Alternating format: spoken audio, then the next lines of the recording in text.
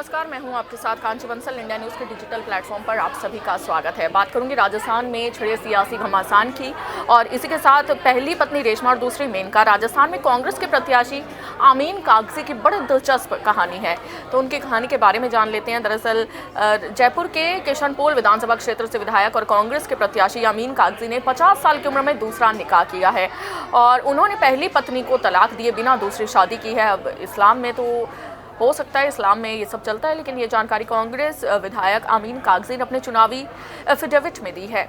तो इस एफिडेविट में उन्होंने दो पत्नियों की जानकारी दी है। दूसरी पत्नी का नाम मेनका शर्मा कागजी है और वहीं आमीन कागजी की पहली पत्नी का नाम रेशमा है और इनके 4 बच्चियां हैं। इसके उल्लेख में आमीन कागजी ने साल 2018 के विधानसभा चुनाव में भरे एफिडेविट में किया था और इस बार 2023 विधानसभा चुनाव के नामांकन पत्र में उन्होंने 2 पत्नियों की जानकारी दी है। एफिडेविट में नई पत्नी मेनका शर्मा कागजी के नाम से जिक्र हुआ है। शर्मा कागजी, गौर करने वाली बात है। और बताया जा रहा है कि अमीन ने पिछले साल अपनी बड़ी बेटी का निकाह किया था, लेकिन बेटी के निकाह से पहले उन्होंने खुद का निकाह भी किया था और सूत्रों के अनुसार दूसरी पत्नी मेनका शर्मा कागजी उनकी सेक्रेटरी रहती हैं और अब मेनका से उनकी एक बेटी भी है।